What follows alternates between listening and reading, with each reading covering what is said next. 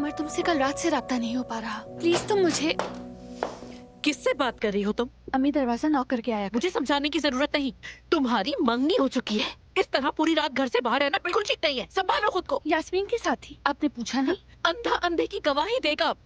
देखो, मैं अच्छी तरह से जानती हूँ कि तुम पूरी रात उसी आवारा लड़के के साथ थी जिसकी वजह से अपना रिश्ता खराब कर रही हो। अम्मी मैं जा रही हूँ, मुझे काम है। रुको, मेरी बात सुनो। अगर तुमने मेहमत को खोया तो पूरी जिंदगी पछताओगी। मोहब्बत सिर्फ एक धोखा है। असल रिश्ता वो होता है जिसमें इंसान एक दूसरे का ख्याल रखे। असल जिंदगी ख्वाबों जैसी हरगिज नहीं हुआ करती। इसमें इंसान को ऐसा थप्पड़ पड़ता है कि वो संभल ही नहीं पाता, और वो थप्पड़ मोहब्बत का होता है। वैसे अम्मी आप मोहब्बत के बारे में क्या जानती हैं? अच्छा बताएं, आपको मालूम है कि मोहब्बत क्या होती है? आयजा, अम्मी मैं पहले ही आपसे बहुत ज्यादा नाराज हूँ। अब बहुत हो गया। मैं और कुछ भी नहीं सुनना चाहती हूँ क्योंकि अब कुछ नहीं बदलेगा।